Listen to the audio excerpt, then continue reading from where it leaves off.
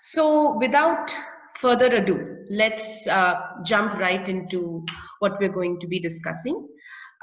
This is actually a two-part um, presentation that we are going to be doing. The scope of today's presentation is to explain the genesis of the right to privacy and how that was read into the fundamental right, the chapter on fundamental rights, and what led to the 9-judge decision which upheld the right to privacy as a fundamental right.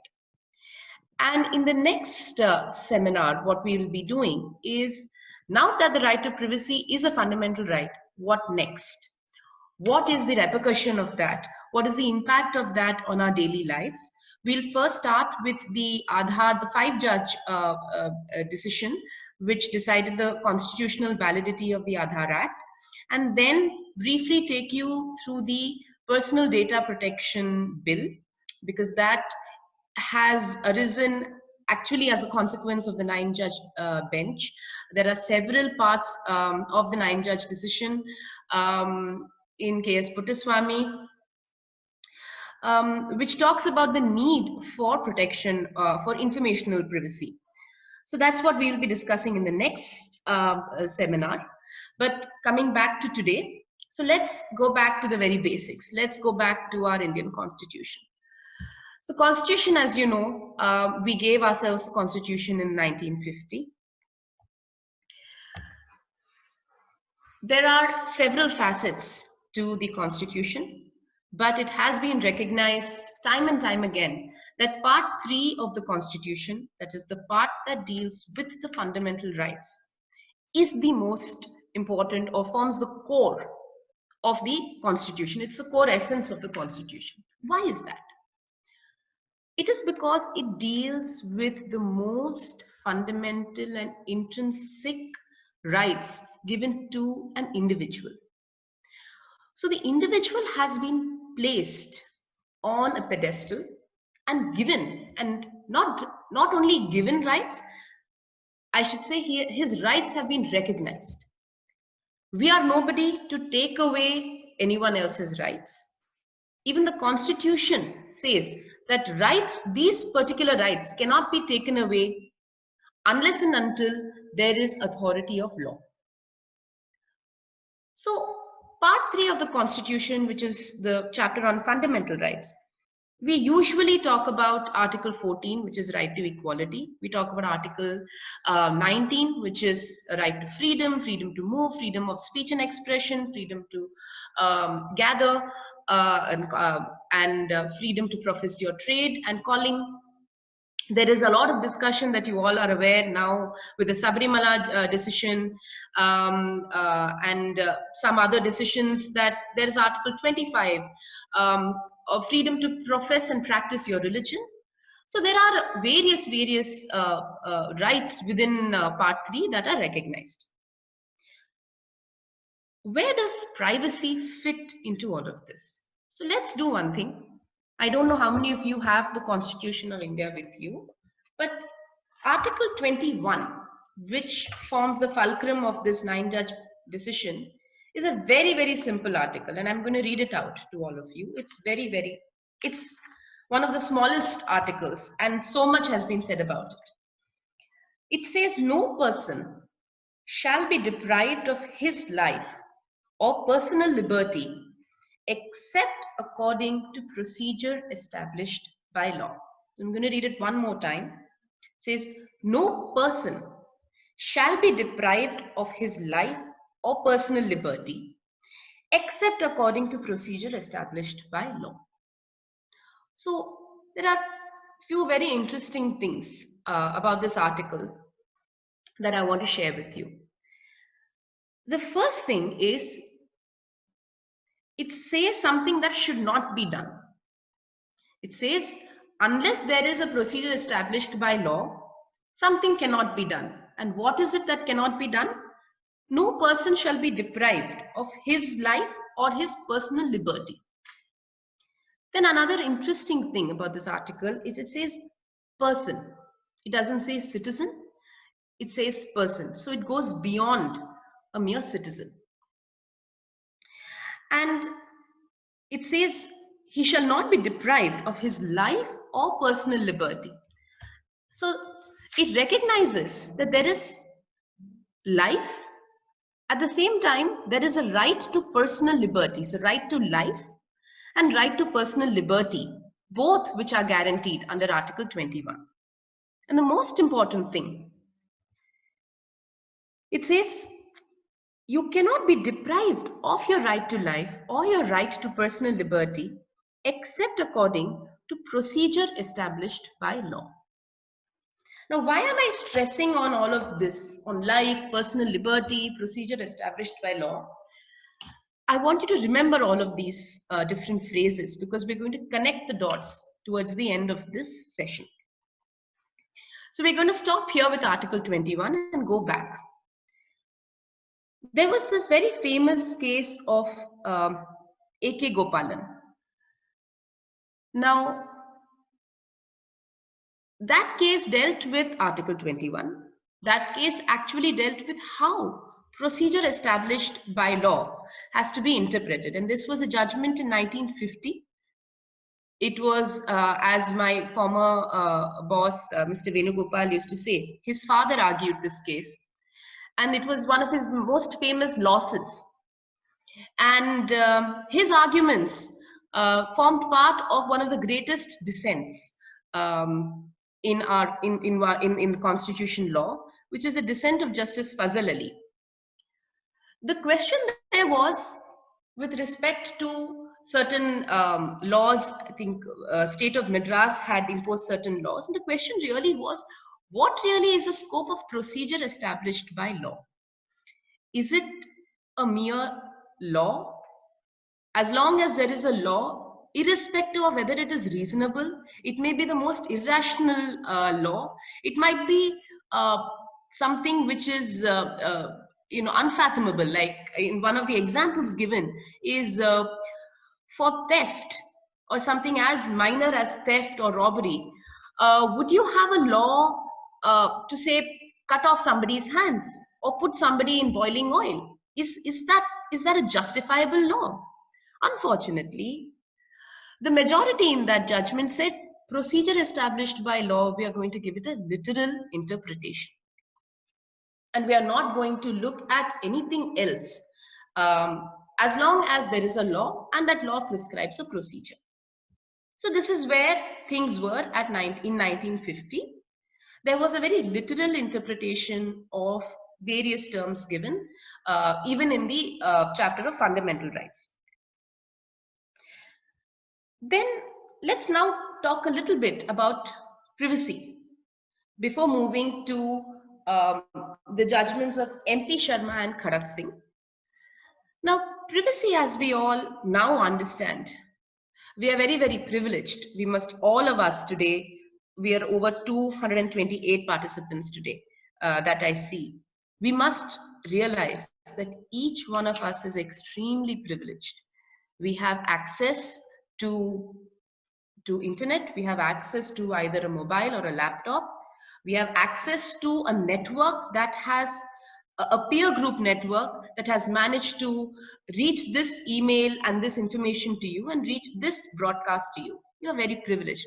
Recognize that. People say privacy is a right of the privileged and the elite. The 9 judges bench said no, that's not true. Privacy is integral to existence. Privacy is another name for dignity. So don't think privacy is something that only the elite or the middle class deserve. Privacy is a right that is intrinsic to every human being's body, irrespective of whichever class or creed or caste that person belongs to. So it cuts across. Why does it cut across everybody? Broadly, there are 2 or 3 facets to privacy. There is privacy around you. You want privacy of space, of your actions, of your interactions with another human being. You want privacy. You want to be left alone. Then there is bodily privacy. That is privacy about related to your body, about the choices that you make, It may be concerned with your sexual orientation, about the choice of career that you're going to take, the choice of the political view you're going to take. All of these are part of privacy.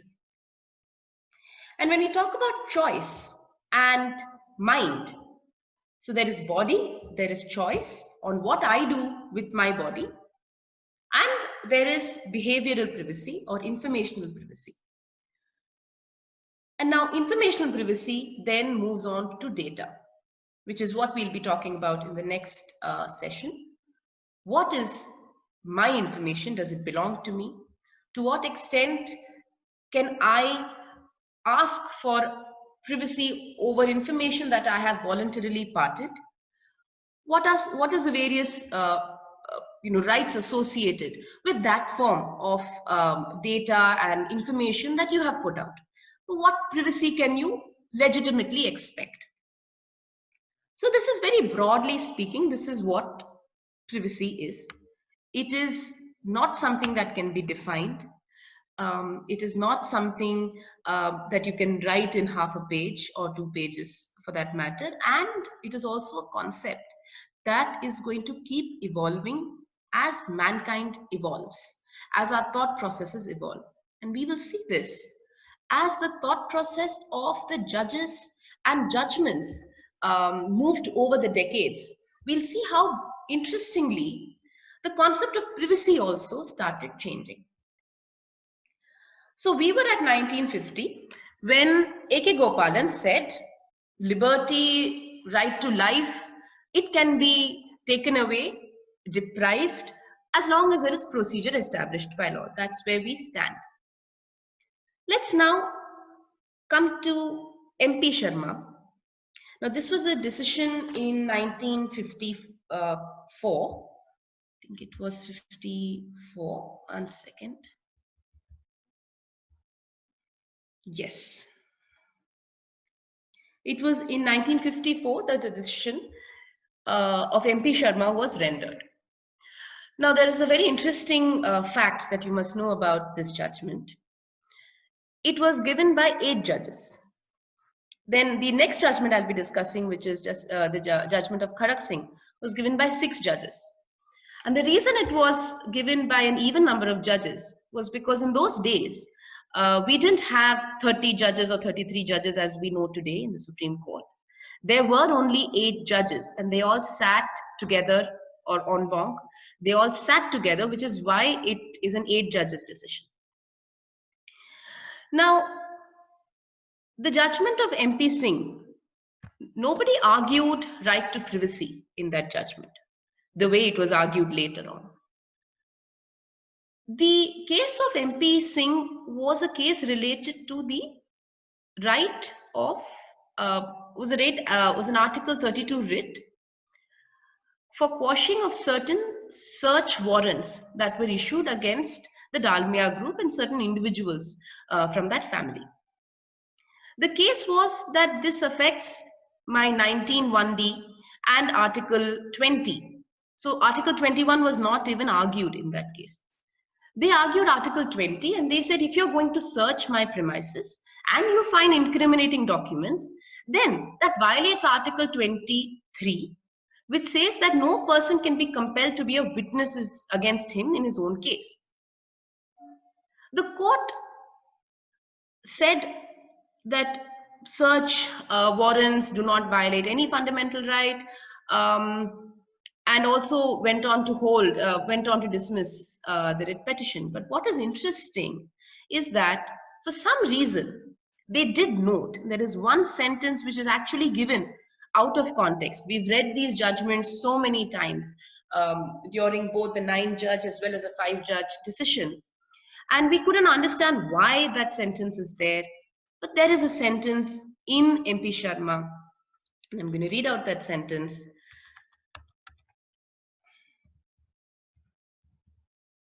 Yes. So it says, when the constitution makers have thought fit not to subject such regulation to constitutional limitations by recognition of a fundamental right to privacy, we have no justification to import it. into a totally different fundamental right by some process of strain construction. So when there was an argument about the Fourth and the Fifth Amendment to the US Constitution, which is an amendment relating to search and seizure and something similar to Article 20, in that context, they have said the constitution makers who were aware of the Fourth and the Fifth Amendment didn't think it fit at that point to include a right to privacy in the fundamental rights. So we don't need to read privacy into the fundamental rights. So you must remember, we are still in 1954 and the Constitution is a brand new, fresh document in front of them. So this is one of the observations which was made in this judgment. And this was an observation that used to get quoted time and time again to say that there is no fundamental right to privacy. There may be a statutory right at most, but you cannot claim a fundamental right to privacy. So it was not given in the context of what is a right to privacy, but it was definitely a decision, it was definitely a sentence. And there can always be debates about what is the ratio, what is an arbiter, what should be applied, what should not be applied. But there was an 8-judge bench decision saying that there is no constitutional right to privacy, whether we like it or not. Next, we come to the case of Khadak Singh. Now, that is a very, very interesting case.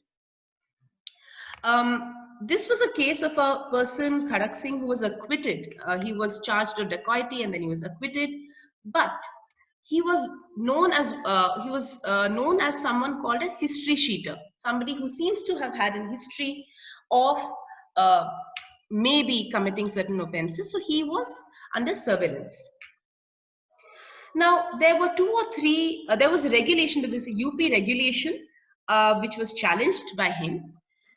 And the regulation permitted a couple of things. It permitted something called secret picketing. Now, what secret picketing was, is that it constituted somebody looking at who is entering his house, who is exiting, to know his who he interacts with, as well as following him and finding out who he goes out to meet. One of the regulations also had something called midnight knocks or domiciliary visits. Now, it was the midnight knock which actually the Supreme Court struck down. This regulation permitting midnight knock was struck down as being violative of Article 21. They said it doesn't violate Article 19(1)(d, or right to movement, but it does violate your liberty, and it was struck down. So midnight knocks was struck down. But what is interesting again is there is a similar line, and this is a 6 judges decision. 5 judges gave the majority, and there is a line at the end of the majority decision again saying that there is no right to privacy. What is really interesting in this case is the dissent of Justice Subba Rao. And again, as I said, the dissent of Justice Fazal Ali is very famous. Likewise, it is the dissent of Justice Subba Rao in this, which actually laid the foundation to our concept of what is right to privacy. He, in fact, he quotes several American judgments and holds that there is a right to privacy, and we must read into Article 21 and Article 19 the right to privacy.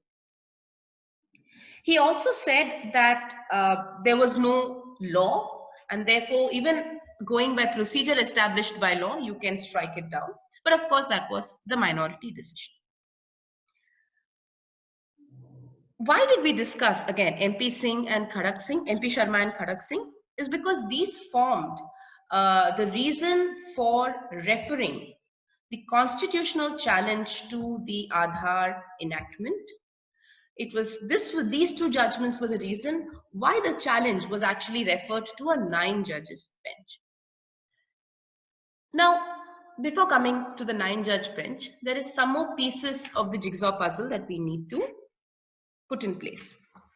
There was another judgment of Govind versus State of MP in 1975. So 1950, we saw A.K. Gopalan not dealing with privacy, but dealing with Article 21. 1954, we saw the judgment of MP Sharma with a sentence saying no privacy. 1962, we saw the judgment of Khadak Singh. Now we're going to the next decade, which is 1975. This is a 3-judge bench decision of in Gobind versus State of MP. Justice Krishna Iyer is also part of this bench, interestingly, but he doesn't write the judgment.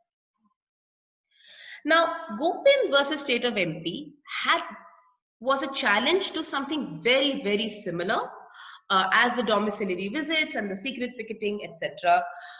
That was there in Khadak Singh versus State of UP. Now, in the end, in the judgment of Gobind versus State of MP, they do uphold the regulations because they say it is a valid law, and which is why there can be some restrictions that can be enforced, But what is very, very interesting is that the judgment of Gobind takes into account the minority decision in Khadak Singh. And that is why Gobind then became the turning point. So the minority decision in Khadak Singh now becomes the judgment in Gobind. Unfortunately, or for whatever reasons, the regulations were not struck down. But what this did lead was a reading into the part 3 of right to privacy somewhere, going into some gap somewhere in part 3. So courts started recognizing that there is something called the right to privacy. Again, it is an amorphous concept and it is something that would change from case to case. But yes, they started recognizing it was that there is this concept of privacy and we must be mindful of this concept. Now, something very interesting happened in the meanwhile. We had the judgment of Menaka Gandhi and R.C. Cooper. Now, these two judgments and I.R. Coelho. Now, these 2-3 judgments did something very interesting, which later on impacted the 9-judge decision in Aadhaar, in Puttaswamy, I should say. Now, Menaka Gandhi judgment, which dealt with an Article 19 and Article 21 challenge, it said that procedure established by law, the phrase procedure established by law occurring in Article 21, which we saw in A.K. Gopal in 1950, has to be read as something which is a reasonable procedure. In the US, there is a concept of due process, and that due process, reasonableness, fairness, all of these things have to be read into procedure established by law. So this was remarkable, right? This was absolutely path-breaking because imagine you are getting reasonableness when you're talking about right to practice trade. You're getting reasonableness when you're talking about right to movement. But there was no reasonableness while talking about right to life or right to liberty. And especially there's a judgment of 5 judges or 7 judges against this reading of reasonableness into Article 21. So this was a watershed moment in understanding what Article 21 is and what really is the scope of procedure established by law. Another very interesting thing that happened during this period is the R.C. Cooper judgment, which is the bank nationalization judgment. That judgment said something different, but again, something that had a bearing on our right to privacy that we are discussing. Now, the judgment of R.C. Cooper was one of the first judgments to say that one right that you're claiming can trace back to multiple fundamental rights in Part 3 of the Constitution. I'm going to repeat that because this, it just blows your mind. So, why is this interesting?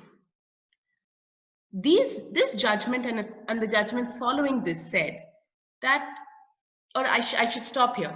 Judgments before this period used to think that a right that I am claiming, say right to freedom of speech, means I can only claim that right under Article 19(1)(a). I cannot claim that right, say, under religious rights. I cannot claim that same right under any other fundamental right.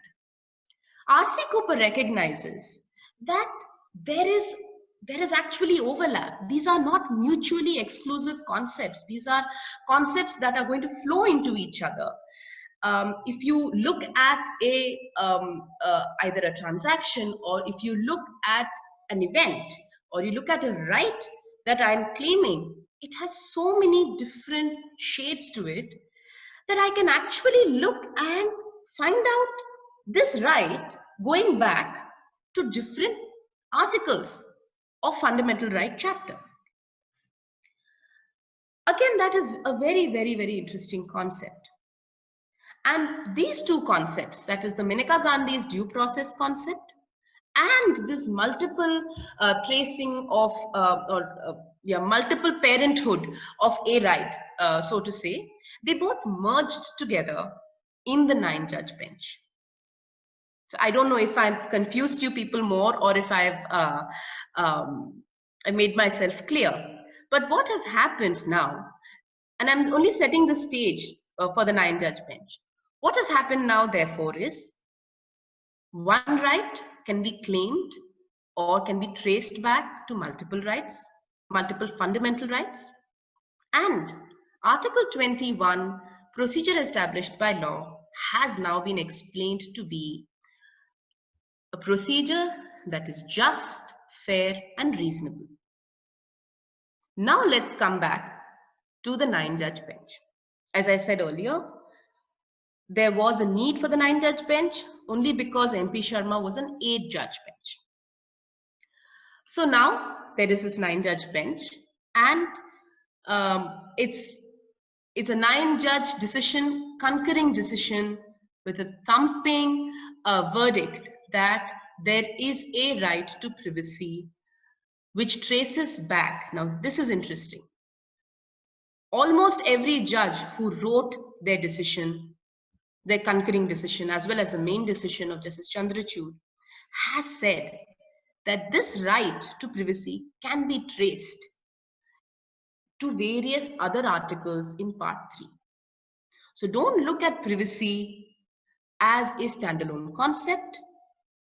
Justice Bobde, Justice Chalameshwar, Justice Nariman, Justice Chandrachud, all of them say that you can trace the right to privacy to various articles in the Part 3 of the Constitution of India. And the other important thing that they did say was this right is not an absolute right. Okay. Now I'm going to come back to this right not being an absolute right.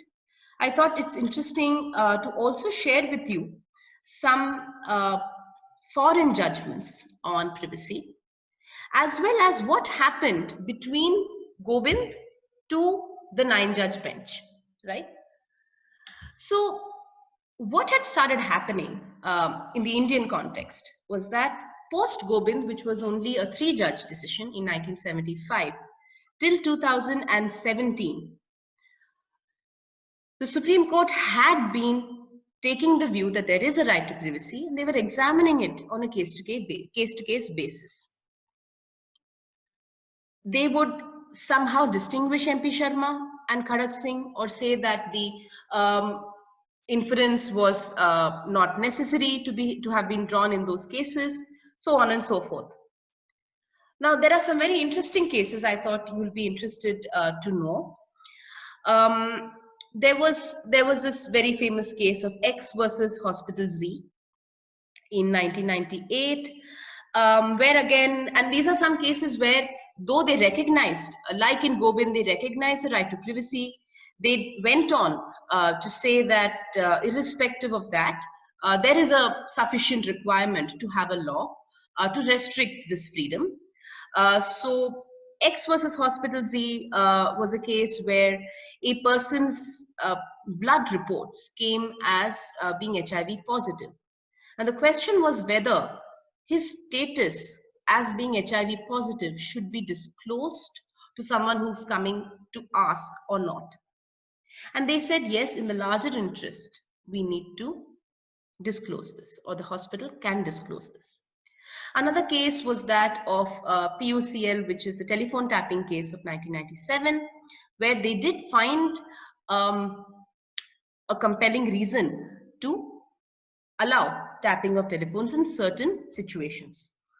Then there was this very famous case in 94 of Rajgopal, where he was a publisher or an author, and he had written about the life of a death row convict, and he'd made it into a very sensational piece. And there was a question on whether he can publish it, and the publication was allowed because they said no, we balanced the rights. So like this, there were quite a few cases which recognized that there is a right to privacy, but still upheld various restrictions that were placed on this right. Then there were another tangential cases, largely dealing with search and seizure, where they said that no, we don't find the need to intrude on somebody's privacy. In this background, I thought before coming back to the 9 judge, let me also give examples of some very landmark decisions of American and Irish decisions. So one of the famous decisions, very old judgments, are Griswold versus Connecticut and Roe versus Wade. Now, both of these decisions are seen as pro-choice decisions. That is, they deal with the right to contraception and the right to abortion. So this, as I said earlier, if you remember, when we talk about bodily privacy and the privacy of the choices that we make. So this upheld that a person has a right to make that choice in private. And you cannot have a law to prevent him from making choices. Then there are some cases, there's a very interesting case of Kylo versus US, where a person was suspected of growing marijuana in his house. And they did thermal imaging of his house to find out where he is growing marijuana and where he's moving within the house. And this was, I think, a case of 2001. This was held to be a violation of his right to privacy. I don't know what would happen if there was a similar law in India.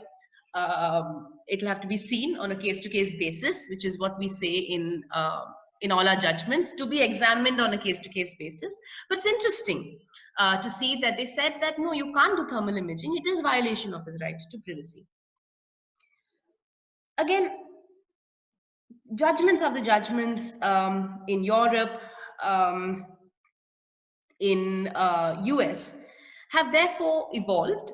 So the evolution, and it's very interesting when we saw these judgments while studying for both the 9 and the 5 judge bench, is you could see how society evolved, right? You could see how initially it was a question of bodily choices that humans make. It might be a choice of abortion, it might be choice of a partner, but it was very integral to my personal body. Then it moved to certain, and then slowly you see this moving to search and seizure, and then you could see this finally move to informational privacy.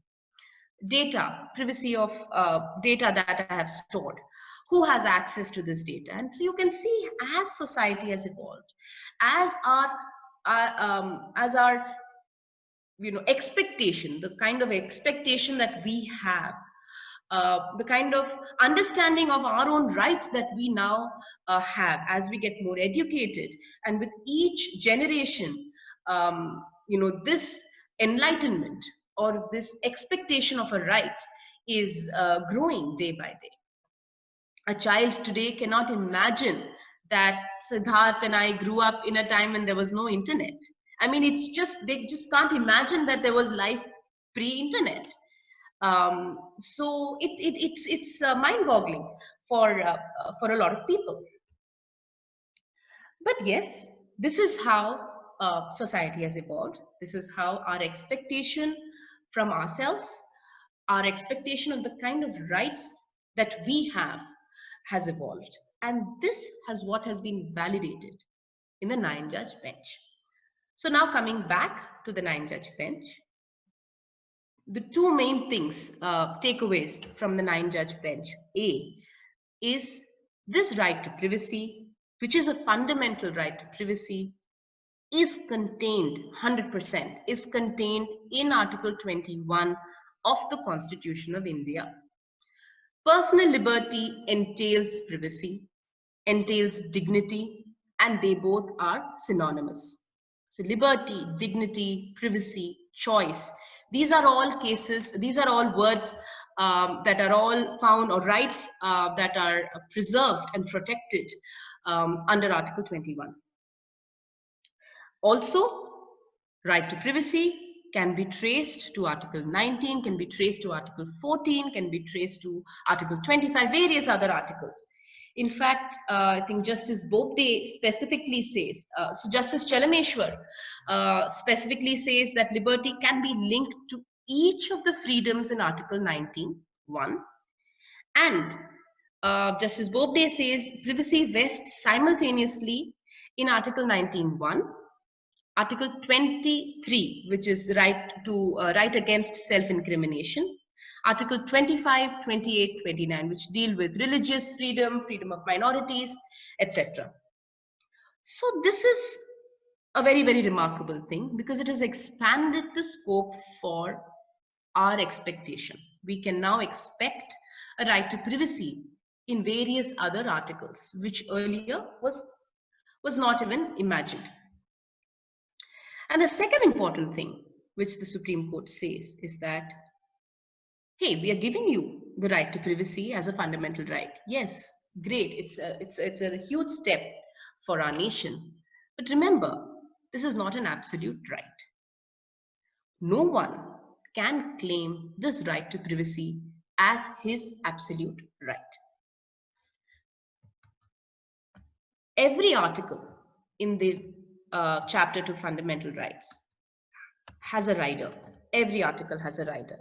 Every article says that this right, you have a right, but remember this right is subject to various other aspects. It is subject to law and it is subject to certain restrictions. And now what is important is to see what that restriction is. And that really is where we are going to end today. What is that restriction? So it is a threefold restriction. Earlier, there was something called compelling state interest. There are other ways of putting this test, naming this test. It's also called the legitimate state aim. So it's effectively a threefold test. First, there has to be a law. If there is no law, statutory law, not a regulation, if it's a rule or a regulation, it has to trace back to a statute. So there has to be a statute which is mandated in Article 21 and also forms part of the reasonable restrictions under Article 19(2) onwards. So number one, your right, fundamental right to privacy, hey, you have it, but it is subject to, number one, a law. And then what should that law be? Can this right be taken away by any law? No. This is where we go back to due process, and this is where we go back to something called legitimate state aim or compelling state interest. There is a concept called purpose limitation. And this has now formed, or this is now going to form the basis for testing most laws. And this is something that it's always been there. It's not something that is new, but it has evolved very nicely in the 9-judge bench and was also evolved, and that formed the test for testing the validity of the Aadhaar Act in the 5-judge bench. So it's, as I said, a threefold. There has to be a law. There has to be a purpose for which this law has been enacted. What is the purpose? Why do you want to restrict this particular right to privacy, assume? Why are you restricting this right? So there has to be a purpose. There has to be an objective behind it. And the third and the most important, the means have to satisfy the end. That is reasonableness. Is this infraction into your right to privacy, or into your right to trade, or into your right to freedom of speech? This restriction or infraction or regulation that we are now imposing on you, which we are preventing you from enjoying in its fullest, bliss, for example, we are preventing you from enjoying it to the fullest by way of a law for a particular reason, in a particular manner, right? Which is a third aspect.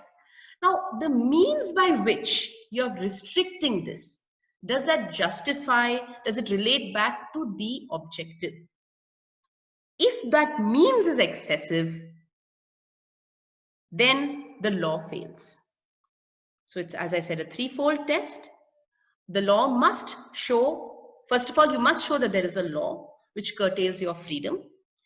The law within it must have some guidelines, or somewhere within the law you should be able to see the objective as to why this restriction is needed, and there must be a justification for the means or the manner in which the restriction is imposed.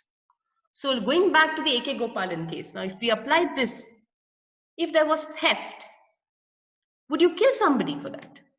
Would you take away his life because he committed theft? Doesn't it feel excessive? So what is the means that, yes, it is a law. Yes, you are trying to prevent further crimes. But for a petty theft, for pickpocketing, are you going to kill somebody? Are you going to take away his life? Are you going to put him under rigorous imprisonment for 21 years? Maybe he just needed to feed his mother or children, right? So what is the manner? Is that manner in which you are taking away the right, is it excessive or is it justified? So the courts are now going to look at this threefold test, and in a case-to-case basis, they're going to examine every case that comes, because you cannot lay down, this is the maximum that the court could have done, and they've done a beautiful job with it. If you see the judgment of Justice Chandrachud and the judgment of Justice Sanjay Kishan Kaul, both of them have explained this concept of legitimate state aim and purpose limitation very beautifully. And this is really what the Aadhaar 9-judge Puttaswamy decision has given to all of us. So with this, I'm going to stop. And I'm ready to take questions if the host can direct them to me. Yeah, I'd request all of you, whoever has any questions, to post them on the chat group. Meanwhile, there are certain questions that were raised midway, so I would direct your attention to them. One of the question was, could the R.C. Cooper case be further extended to claim a position that a right does not only arise from several written articles of the Constitution, but a right is inalienable, or a right arises by birth? So I would say yes, in the sense that you don't, if you look at the way the Constitution has evolved, we are looking at rights that are not written in words in part 3. For example, right to shelter, right to food, right to education. Of course, now you have a right to education. But under Article 21, your environmental rights, they're all now forming part of Article 21. So yes, you do have certain inherent rights, which is why I said right in the beginning, Part 3 of the Constitution doesn't give you rights. It recognizes the rights that you already possess. These are rights that you possess or we possess by virtue of being born in this country, in this milieu, in these times, and by virtue of us being humans. So yes, there are rights, and as we evolve, we will be seeing more rights being read into Part 3, I feel. All right. There are certain other questions flowing in. One of them states, as per the test, the threefold test that you've discussed, what is the current statute restricting the right to privacy? Is there one, or is it the rules under the IT Act? So it is, yes. So right now, what are the statutes restricting right to privacy? There are so many statutes that restrict your right to privacy. The Income Tax Act restricts your right to privacy. Why? Because you're forced to file returns. So it restricts your privacy. You have to post your returns. You have to tell the world at large how much you have earned last year, which you can claim as privacy.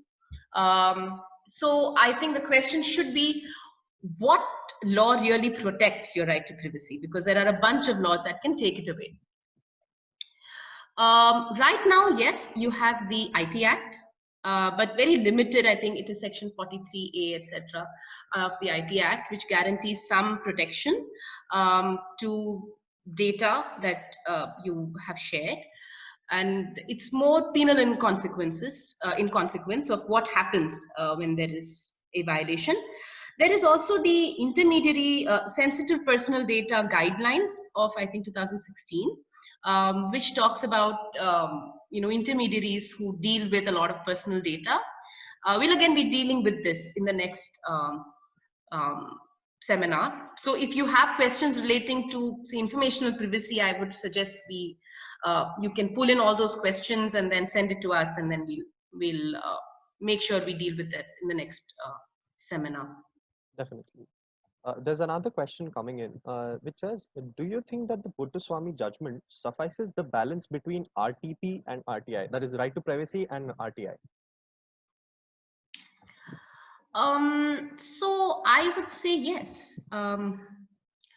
RTI is your right to know, right? Um, it's a very interesting question. See, first of all, the RTI extends to public functionaries, right? Now, there is a concept of legitimate expectation of privacy, which I mentioned earlier. Let's leave RTI aside for a minute. I'll come back to that. Now, if I'm a celebrity, I'm not a celebrity, but if I were a celebrity, right? What is my expectation of, if me stepping out, I get out of my car and I go into a crowded place? Do I have an expectation of this space of privacy, that I should always remain private and nobody should come to me, nobody should take photos of me or take selfies with me or want to talk to me? I can't. When I give out information on Facebook, can I say, and I make it a public post, for example, can I find fault with somebody who accesses that? I can't. So that is where the concept of legitimate expectation of privacy flows in. Now let's come back to RTI. What is RTI? It is a right to know, right to information from public functionaries. Now, when a person assumes a public office, he gives up, to the extent that he is holding that office and exercising his powers and duties under that office. He has given up his right to privacy. It can never apply to a private individual. So RTI against private individuals, that is why it's not there. It's only against public functionaries. And I hope I've answered your question. All right, we'll take another question. That is in regards to the search and seizure provisions. The question states, how does one view search and seizure provisions in different legislations post the Puttaswamy judgment? Can the right to privacy build in safeguards into search and seizure akin to the Fourth Amendment of the US? See, the test that has been laid down, as I said, is a threefold test. The thing is, when we have search and seizure, I feel the threshold for search and seizure for, say, under Company Act, vis-a-vis, say, Black Money Act or PMLA Act, vis-a-vis an Income Tax Act, the threshold is very different. And courts are mindful of that. So again, when we come to purpose limitation, to what extent can you force somebody or can you, okay, so let me rephrase it. You may be subjecting me to search, but does your means clause, your purpose clause require that you have to search, my in-laws, or you search some friend I have spoken to, say, 5 years ago, right? So where is that sphere of search going to stop? That is something that will flow from the enactment and the purpose for which the search is being made. So I think it is very, very subjective. Right, we'll take 2 or 3 more questions and we'll finish by 12. Other people, there are certain announcements that will ensue at the end of the webinar for the next session that will be coming up. Okay, moving back to the question. One of the person writes that Section 499 of IPC, that is defamation, has been upheld by the Supreme Court in Subramaniam Swamy versus Union of India. Now, how do you think that the recognition of the right to privacy under Article 21 affects this judgment on defamation? In other words, how does right to privacy relate to a right to reputation or protection No, of the that's a same? fair point. So, right to reputation, yes, is definitely now, I think, along with the general Article 499, if you're going to file a writ petition, you can always claim that it has affected your right to privacy. But it is difficult to see in what, I mean, you'll have to really establish in which context your privacy has been affected. Usually, defamation happens when you have done an act, and somebody else says that that act has affected his reputation. And that is only because the other person whose reputation has been affected has also been accused of doing ABCD, right? So the question is, therefore, first of all, what the courts will have to do in a defamation case is to do a fact-finding mission to really see whether, what he claims, A claims that B has done has actually happened. And thereafter, there can be an additional claim of privacy, I guess. Okay, there's a slight aberration of a question flowing in. It states fundamental rights can only be claimed against a public body, but privacy is a very sensitive aspect and can be infringed by anyone. During the course of the 9-judge bench judgment, was there any deliberation upon the aspect as to if right to privacy is infringed by another individual? How can the same be taken into account? You're right. So yes, so this is these are all guarantees that the state gives you. So yes, fundamental rights usually can be claimed against the state. What flows? Now let's again go back to my Facebook example, right? And again, this is something that we're going to see in the next seminar more closely. What happens is there was a discussion in the during the 9-judge bench as well as the 5-judge bench. There was a discussion on waiver of fundamental rights. If you enter into a contract with a private party agreeing to do ABCD things, you have technically waived your fundamental rights to that extent. That is also an evolving concept. There are debates on both sides because there are decisions which say you cannot waive your fundamental rights. At the same time, that is precisely what we are doing on a daily basis. When we say agree to terms and conditions, we are waiving part of our rights because we are agreeing to give our informational or our information pertaining to us to third parties. So yes, it is a very difficult concept to balance. And I think going forward, we'll see a lot of debate. Okay. There's one other question.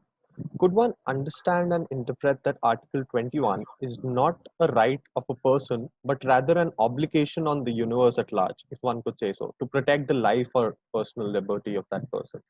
So I'm personally not of that view. I am not of the view that I will do whatever I want, but the universe has to protect me. No, that's personally speaking, I don't confirm to that. But I think where the question is coming from is, does it cast an obligation on others to protect my privacy? I think that's where the question really is. Essentially, yeah. I would say that, when we're talking about personal interactions with other people, again, that doesn't come under Article 21 really. What really, as we discussed earlier, comes under Article 21 is when we're dealing with state functionaries, right? So to what extent, yes, I do expect the state functionaries not to, violate my right to privacy. I can expect that. If there is a violation, then they need to explain how, or the violation has to satisfy the tests that have been laid down in Puttaswamy. But I would assume that that's where it stops. You really, I mean, these are all not concepts that I can have an expectation from the universe at large. All right, we'll take a final question. This question states that the adjective personal was added to the word liberty in Article 21. How does this limit or describe the ambit of liberty? Okay, that's a very, very interesting question. We open 21 once.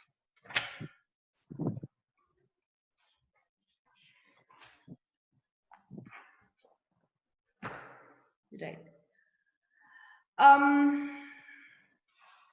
Again, I would say that when we are talking about personal liberty versus liberty, I would say that this addition of personal in today's time and age, when we've had the benefit of R.C. Cooper and Maneka Gandhi judgments and I.R. Coelho, and the way and we're at world post Puttaswamy Nine Judge.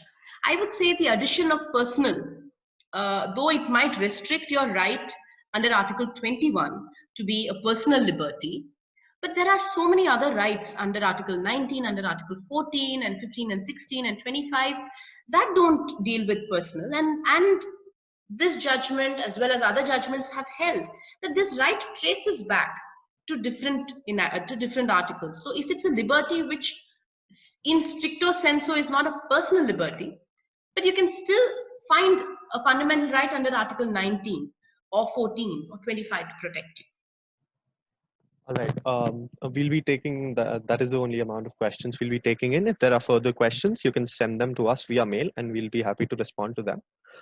There's a further notification that the next webinar on this shall be discussed on 18th at 11 a.m. That is the same time. I'd request all of you to join in for that purpose.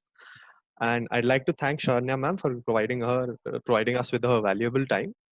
If there are any further clarifications, please mail them to us, and I'll be ending the meeting on this note. Thank you so much. Thank you, everyone. Thank you so much. It was really nice. Thank you. Thank you.